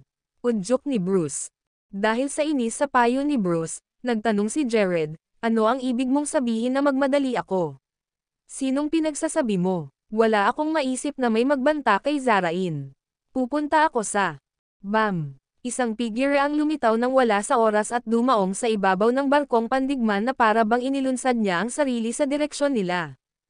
Ang malakas na paglapag ay nadurog ang deck ng barkong pandigma at naging sanhi ng malakas na pagyanig ng buong barkong pandigma. Kaya naman, biglang natigil ang seremonya bago natapos ni Jared ang kanyang mapanoksong pananalita. Muli, ang lahat ng impyerno ay kumawala sa barkong pandigma. Ang video na ito ay edited by Herban TV. Kabanata 1734. Ang mga bisita ay natakot na sa kanilang mga buhay ay nakataya at nagsimulang sumigaw sa takot na maalis. Magulo ang mga pangyayari dahil nagulat ang lahat, kasama sina Bruce at Jared, sa presensya ng nanghihimasok. Ilang segundo pagkatapos nilang bumalik sa katinoan at masulyapan ang nanghihimasok, may nakita silang misteryosong figure sa tabi ng nanghihimasok. Ito ay walang iba kundi si Byron, na basang-basa sa dugo, walang malay sa tabi ng nanghihimasok. Hindi na napigilan ni Bruce ang kanyang galit nang makita ang kanyang kapatid. Sumigaw siya, "Byron!" Yaong mga nakakaalam ng katotohanan ay nagsimulang kumuyam ng kanilang mga kamao na ang kanilang mga ngipin ay nagngangalit sa galit. "Siya yun. Hindi ako makapaniwalang may lakas siya ng loob na magpakita sa harapan natin." Hindi sila nakaimik dahil kakakuha lang nila ng kanilang mga kamay sa kinaroroonan ng tinatawag na intruder ilang minuto lang ang nakalipas. Hindi sila makapaniwala na ang ultimate goal ni Levi ay sirain ang seremonya. Habang ang mga bisita ay nakikibahagi sa kanilang sarili sa isang mainit na talakayan, sa wakas ay nalaman nila ang katotohanan at nalaman na si Byron ay dinukot. "Seryoso ka? Sa palagay ko, ang isang Erudian ay hindi nagtataglay ng mga kakayahan na dukutin ang isang taong palayo sa atin." Walang sino man, kahit na si Jared, ang nakatagpo ng mga tsismis na mapagkakatiwalaan at naisip na maaaring may mali sa utak ng mga opisyal ng Erudia. Kung hindi, walang paraan na magsisimula sila ng isa pang labanan pagkatapos ng napakalaking at seryosong digmaan. Sa totoo lang, hindi nag-abala si Jared na itago ang kanyang mga plano sa kanyang sarili dahil sigurado siyang titigil na ang mga opisyal ng Erudia sa kanya. Sa kanyang sorpresa, may isang taga-Erudia na nagpakita sa seremonya at nagpatigil sa lahat. Malinaw na siya ang target ng nanghihimasok. Libu-libong mga bisita, na nagkukumpulan, ay hindi maalis ang kanilang mga mata kay Levi at sa walang malay na si Byron sa tabi niya. Upang mailigtas ang kanyang kapatid, nagbabala si Bruce, "Mas mabuting layuan mo siya. Isasaalang-alang kong palayain ka at magpapakita sa iyo ng kaunting awa. Kung hindi, hindi ako papayag na umalis ka nang hindi nasaktan." Saglit na sumulyap si Levi sa kanya at tumingin sa ibang lugar dahil nandoon siya para kay Jared imbes na siya. "Ikaw na ang magbabayad para sa iyong mga kasalanan, Jared. Sa tingin mo hindi ka makakatakas, di ba?" Binasag ni Levi ang katahimikan at nagtanong. Nakaramdam si Jared ng lamig sa kanyang gulugad nang marinig niya ang pamilyar na boses. Sa labis na kakilakilabot na mga iniisip sa kanyang isipan, siya ay tumahimik. Jared, alam mo ba ang iyong mga kasalanan? Sumama ka sa iba at pinatay ang iyong mga kababayan ng walang awa. Sa tingin mo ba ay maaari kang maging pinuno ng ibang bansa? Hinding-hindi ko mapapatawad ang mga taksil ni Erudia. Oras na para bumalik ka kay Erudia at tabyusan ang iyong mga kasalanan. Habang si Levi ay nasa tuktok ng kanyang mga baga, si Jared ay lumuhad habang ang kanyang mga binti ay naging halaya. Isa pa, ang mga taksil ni Erudia ay natakot sa mga bagay na naghihintay sa kanila. Naisip nila na baka mapunta sila tulad ni Jared kung susundan sila ng nanghihimasok. Habang ang mga bisita ay patuloy na nakatitig kay Levi, siya ay nagmarcha patungo sa direksyon ni Jared, na tinatakot ang mga nasa paligid nila, kabilang sina Henry, Sean, at Fabian. Nang masulyapan ni Levi ang mga pamilyar na mukha, nagulat siya at natarante sa presensya nila. Teka, bakit sila nandito? Tinalikuran na rin ba nila ang bansa? Pumikit na ako sa mga mayayabang na kabataang ito dahil kay Zoe, pero sa palagay ko hindi ko sila karapat-dapat sa anumang awa. Si Henry at ang kanyang mga kasamahan ay nakaramdam ng panginginig sa kanilang mga gulugad dahil ang misteryosong figure ay sumulyap sa kanila ng ilang segundo.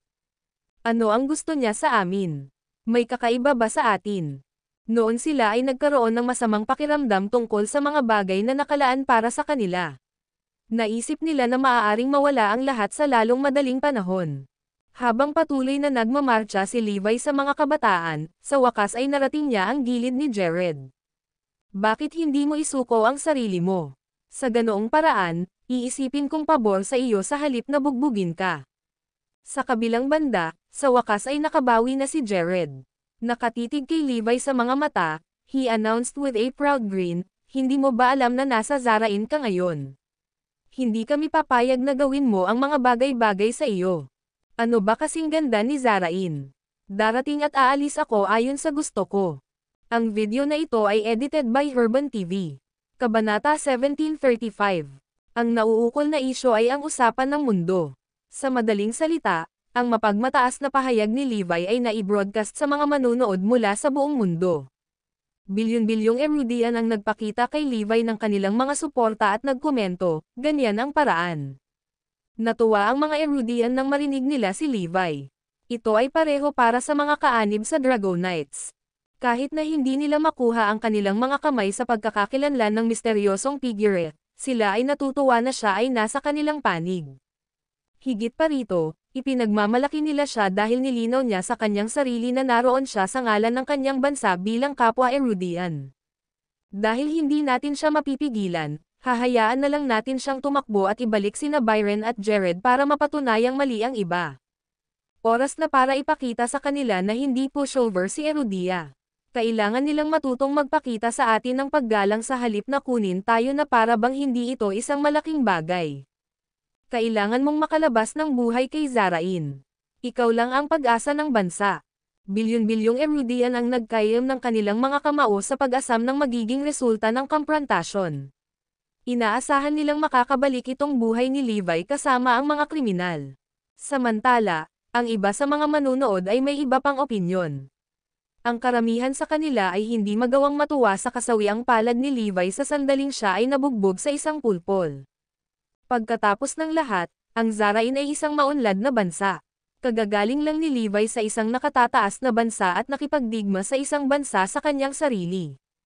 Walang siya ng mga opisyal ng paghahain sa paraan ng patawarin ng bansa. Sa ibabaw ng kubyerta, si Levi ay ilang dipo lang ang layo kay Jared. Kaya, sumigaw ang balisang Jared, ilabas mo siya kaagad.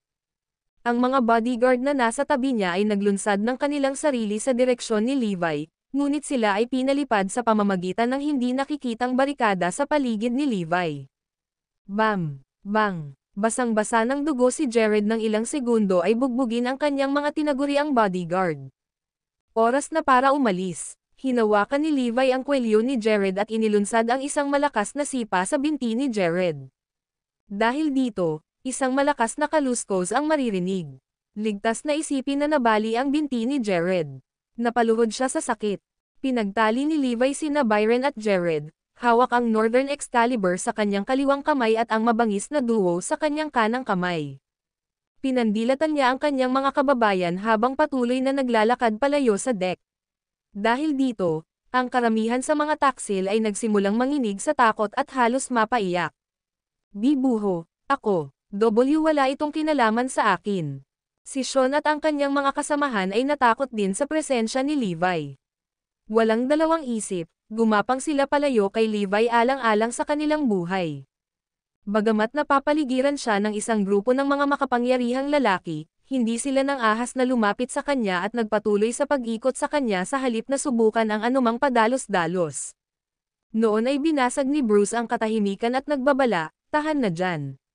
Sa tingin mo hindi kita pinapahintulutan umalis kasama sila, di ba? Magmadali at palayain sila. Isasaalang-alang kung bigyan ka ng isang pabor at bibigyan ka ng isang kasiya siyang kamatayan. Hindi pa siya dumaan sa mga ganitong kahihiyan sa buong buhay niya dahil siya ang namamahala sa bansa. Kaya naman, hindi na niya napigilan ang sarili dahil iginiit pa lang nang nanghihimasok ang tingin sa kanya sa harap ng iba. Wala pang nakapili sa kanyang kapatid. Kaya naman, hindi niya papayagan si Levi, na nadungisan lang ang kanyang imahe, na makatakas dito. Higit pa rito, napahiya ang mga opisyal dahil nagpakita si Levi nang wala sa oras at binaliwala ang batas ng bansa, na inilabas ang kanilang mga bodyguard nang walang pinipigil. Wala pang nakapili sa amin. Kami na lang lagi ang namimili ng iba. Walang paraan kung paano natin matitiis ang mga ganitong kahihiyan. Patayin siya. Kung hindi, iisipin ng iba na tayo ay madaling pantirya at sisimulan tayong kunin sa katulad na paraan. Tama siya. Kailangan natin siyang ilabas alang-alang sa imahe ng bansa. Nilinaw lang ng mga mula sa mataas na antas na gusto nilang patayin si Levi. Ang video na ito ay edited by Herban TV. Kabanata 1736. Si Shield ang unang nakatanggap ng paghiling mula sa mga nakatataas. Kailangan natin siyang ilabas sa matinding mga hakbang. Kailangang babalaan ang iba na layuan si Zarain. Naisip ng mga opisyal ng Zarain na ito ay isang magandang pagkakataon upang mapatunayan ang kanilang sarili na isang malakas na bansa. Sa madaling salita, mas maraming kalaban si Levi kaysa sa naiisip niya sa Zarain. Kinailangan niyang harapin ang mga pagtatangka ng pagpatay mula sa hindi mabilang na mga partido. Alam na alam ng mga Erudian ang mga bagay na naghihintay kay Levi at naisip na hindi siya makakahanap ng buhay dahil walang makakapantay kay Zarain sa mga tuntunin ng kasanayan sa pakikipaglaban. Ang masama pa nito, si Zarain ay wala sa sarili dahil ang mga opisyal ng bansa ay patuloy na nakikipag-ugnayan sa mga opisyal ng ibang bansa. Hindi labis na pagmamalabos na itinuring itong laban ni Levi laban sa kalahati ng mundo. Kung nagawa niyang makalabas ng buhay, maaaring ituring siyang pinakakilalang tao ng siglo. Mamamatay siya sa isang marangal na kamatayan kahit na hindi siya makalabas ng buhay. Dahil doon, umaasa ang bilyon-bilyong Erudian na makakalabas siya ng buhay at makabalik sa kanila ng ligtas. Libu-libong mga mandirigma ang nagtipon-tipon sa barkong pandigma.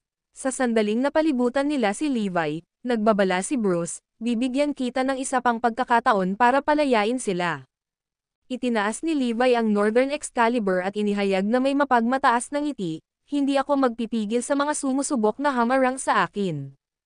Hindi na makayanan, ang galit na galit kay Bruce ay nagbilin, ilabas mo nang hindi mo sinasaktan ang aking kapatid at si Mr. Shite. Sa loob ng ilang segundo ay napalibutan ng tuluyan si Levi na para bang tanggayan ng alon ng tao. Sa impyerno pumunta kayong lahat. Siya ay humakbang pasulong at pinaikot-ikot ang Northern Excalibur nang hindi nagpipigil laban sa kanyang mga kalaban. Makalipas ang ilang segundo, nagulat ang kanyang nakakatakot na aura sa kanyang mga kalaban.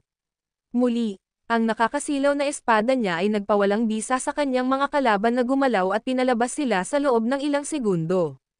Swoosh! Bumagsak sila sa lupa at sunod-sunod na dumaan na may dugong umaagos mula sa kanilang mga sugat.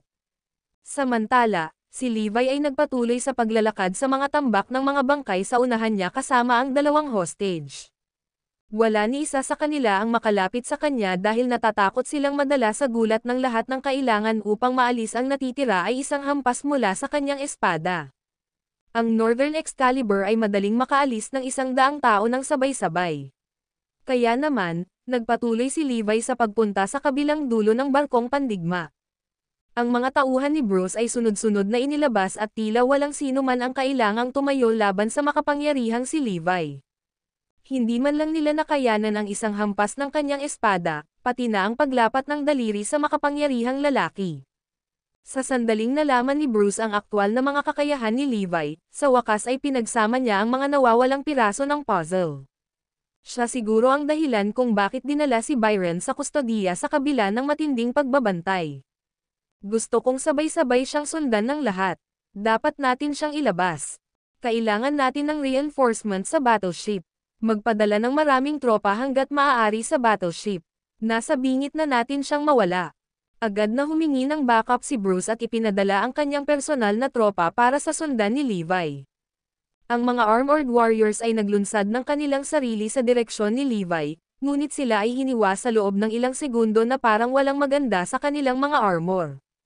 Natigilan si Bruce ng kanyang tropa na may mahusay na kagamitan ay inilabas ng walang labis na pagsisikap bagamat ang mga iyon ay mga unang henerasyong baluti lamang, dapat itong ipagtanggol laban sa mga malupit na pag-atake.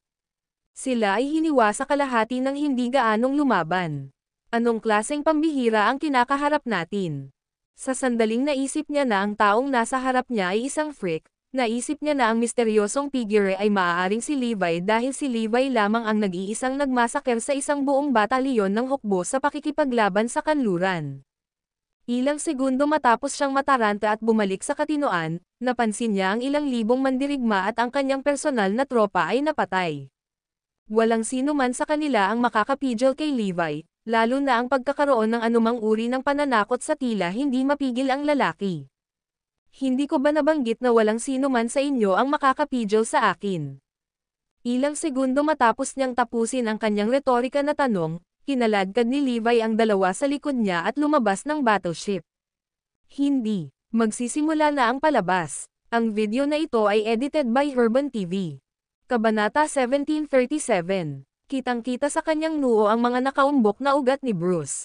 Siya ay nagsimulang manginig ng hindi sinasadya, na nagpapakita na siya ay nasa bingit ng pagngangalit. Itinutulak niya ang kanyang kapalaran. Walang paraan na pakawalan ko siya. Bagamat nakalabas na si Levi sa barkong pandigma kasama sina Jared at Byron, kailangan pa rin niyang ihanda ang sarili sa mga darating na hamon. Ang sistema ng pagtatanggol ng barkong pandigma ay naisaaktibo. Si Levi ang tanging target ng mga advanced na armas na naka-install sa board. Kung hindi dahil sa mga hostage, baka nabuga si Levi sa isang maliit na butil ng alikabok sa loob ng ilang segundo. Sa ibabaw ng self-defense system, may ilang chopper sa gitna ng hangin. Ang mga chopper ay armado ng iba pang uri ng armas upang patayin si Levi sa sandaling magkaroon ng pagkakataon.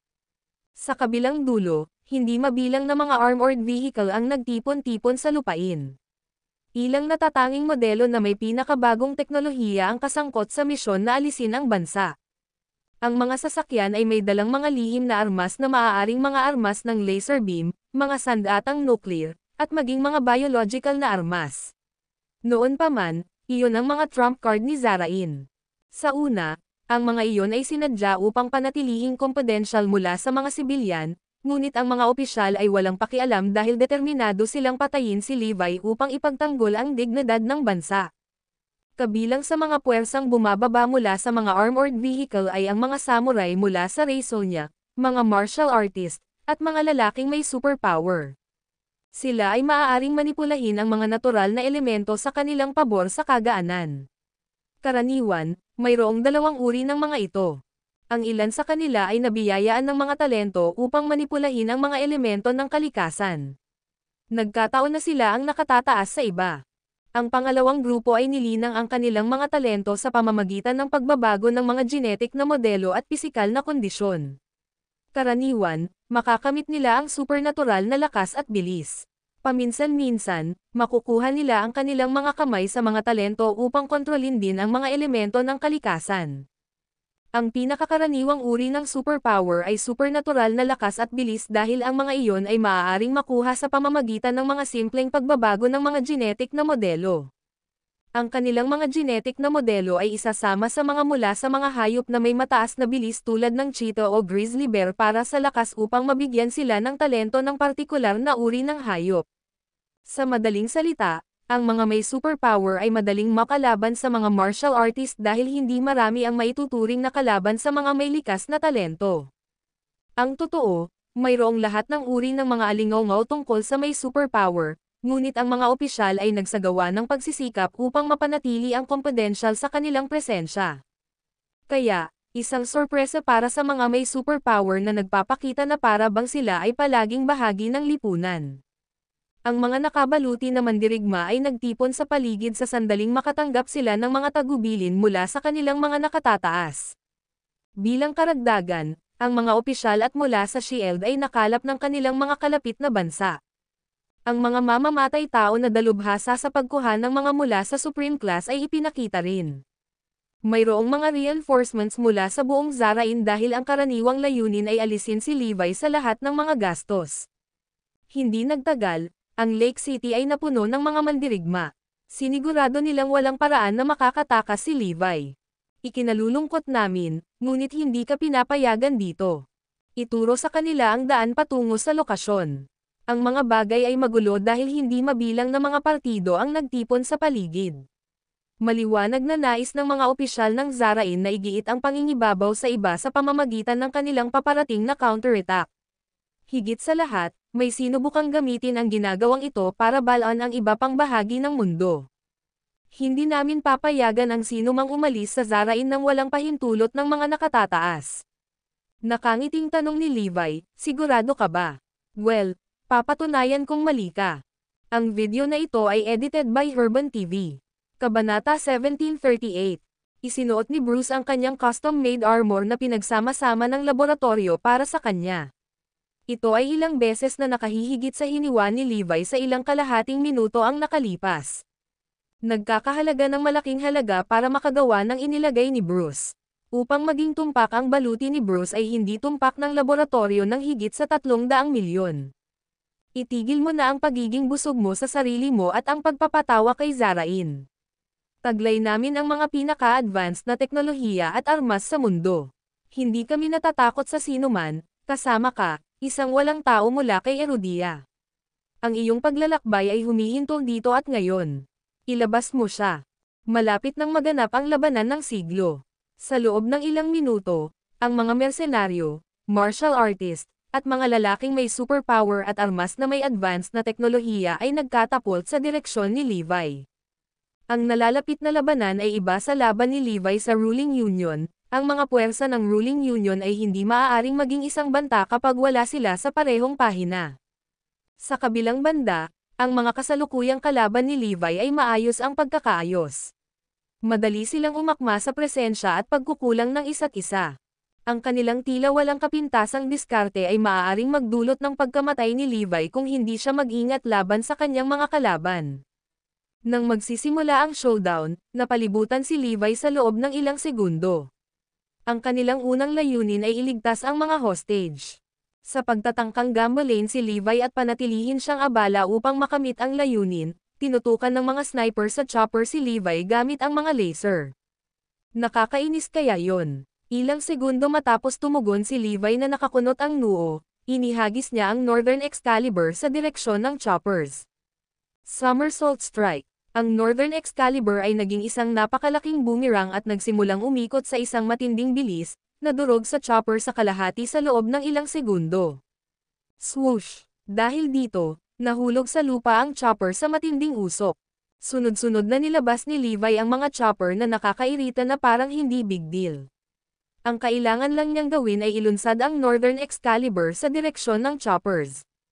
Sa sandaling kumuha siya ng humigit kumulang 100 chopper, ang battleground ay nasunog.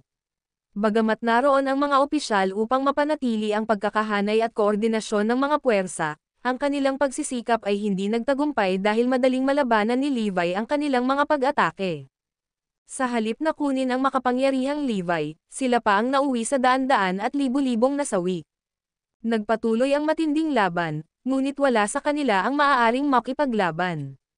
Kabalintunaan, si Levi ay nag-iisa at walang iba maliban sa isang espada na kasama niya. Sa kabila ng mga pag-ataking nagbabanta sa buhay na inilunsad sa kanya, inalis ito ni Levi at sinalungat ito ng mas malakas na pag-atake bilang kapalit. Sa loob ng ilang sandali, tumawid na siya sa mga tumpok ng bangkay sa harap niya kasama ang mga bihag sa likuran niya. Nagdulot ito ng malaking kahihiyan kay Zarain mula noong nagpatuloy si Levi sa pagsulong ng mga puwersa ni Zarain ay hindi makalaban upang pigilan siya. Ang mga tao ng Zarain ay nasa bingit ng pagkawala ng kanilang pasensya dahil hindi nila matiis ang kahihiyan na idinulot ng isang dayuhan sa bansa. Ang mga puwersa ni Zara ay nagtamo ng mga pinsala at pagkamatay sa loob ng isang oras ng labanan. Upang maging tumpak, sila ang nawalan ng lupa. Katulad nito, ang bansa ay nagkaroon ng malubhang pagkalugi sa pananalapi mula noong hindi mabilang na mga chopper ang naalis sa simula ng laban. Hawak ang Northern Excalibur sa kanyang kamay, tanong ni Levi sa paraang sarkastiko, iyon lang ba ang maiaalok ng iyong bansa? Dahil sa pananakot ng makapangyarihang nanghihimasok, alam ng mga puwersa ni Zarain na hindi sila magkatugma para sa kanya at nagsimulang lumayo sa kanya. Sumigaw si Bruce, anong ginagawa niyo? Bilisan mo at ilabas mo siya. Sa wala saan, maririnig ang dumadagandong na boses ng isang lalaki, na nagpapahayag sa walang kabuluhang tono, hinding-hindi ako papayag na ipahiya ng iba si Zarain. Ilalabas ko siya. Ito ay isang rank 7 na mandirigma. Ang video na ito ay edited by Herban TV. Kabanata 1739. Sa sandaling iyon, ang lahat ng mga bihasang mandirigma ng Zarain ay tumigil at tahimik na inilipat ang kanilang mga tingin. At saka, tuwang-tuwa si Bruce nang makita niya ang rank 7 warrior. Ang rank 7 warriors ay umiiral lamang sa mga alamat noong sinaunang panahon. Dahil sa napakalaking kahirapan na maging isang rank 6 warrior, ang mga nakakuha ng rank 6 ay itinuring na ang mga nasa ibaba nila ay mga peste lamang. Kung ganoon, ang pagiging rank 7 warrior ay magiging napakalaking pag-unlad para sa bawat rank 6 na mandirigma. Pagkatapos ng lahat, kayang labanan ng isang rank 7 warrior ang libu-libong rank 6 warrior ng mag-isa. Sa madaling salita, ang agwat sa pagitan ng dalawang ranggo ay halos hindi malulutas. Sa oras na iyon, tumahimik ang lahat at laking gulat nila nang makita ang rank 7 warrior. Upang labanan si Levi, handa si Zarain na gawin ang anumang bagay sa lahat ng mga gastos, kabilang ang pagkuha ng isang rank 7 warrior. Ang rank 7 warrior ay nakasuot ng medieval plate armor na may mga spark mula sa kulog na nakapalibot sa kanya. Natakot ang lahat nang malaman nila na siya ay isang taong may superpower at kayang kontrolin ang mga kulog at kidlat mula nang siya ay isilang. Bukod dito, maraming ordinaryong tao ang itinuring niya bilang isang buhay na Diyos at tinawag siyang Diyos ng Kulog ni Zarain. Bilang isa sa mga trump card ni Zarain, ipinadala siya dito upang personal na patayin si Levi. Umalis ka sa daan ko. Minsang sumigaw ang Diyos ng Kulog ni Zarain, gumawa ng paraan ang lahat para sa kanya. Pagkatapos, ang matangkad at kahangahangang lalaki ay lumapit kay Levi.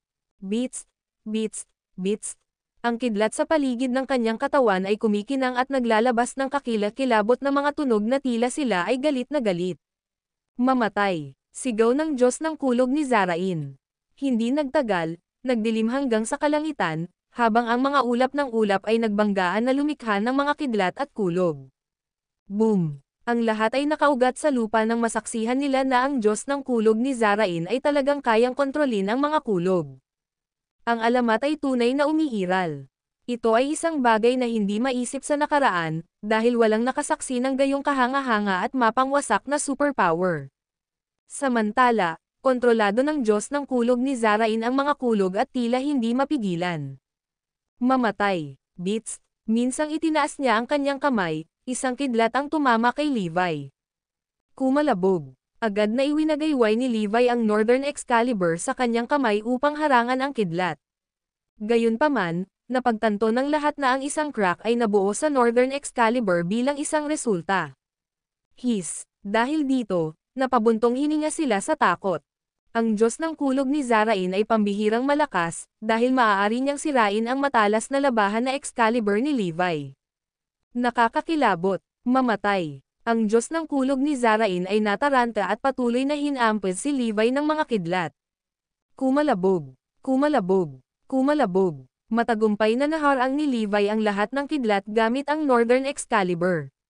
Basag. Gayunpaman, nang harangin ito ni Levi sa ika-28 beses, nasira ang Northern Excalibur. Sa pamamagitan nito, lahat mula sa Zarain at marami pang iba ay nagsaya. Kumbaga, masyadong malakas ang rank 7 warrior.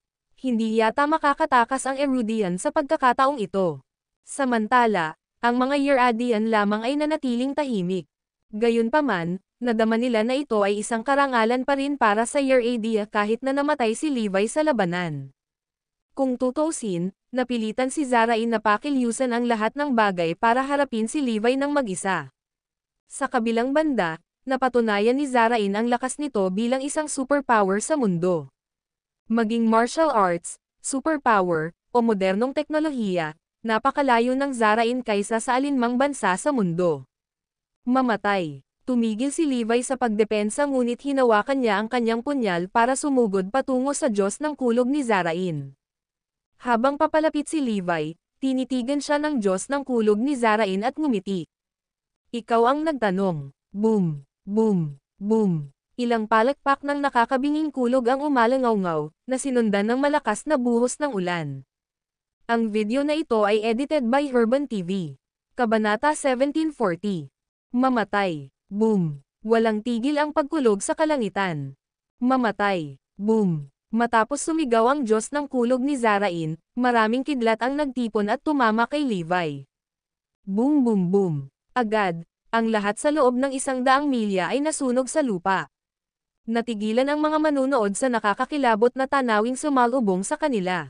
Sa kaibuturan ng mga ito, naniniwala sila na ang napakalaking kapangyarihan ay maaaring paksain ang isang mahusay na hukbo na may daan-daang libong mga tropa sa ilang sandali.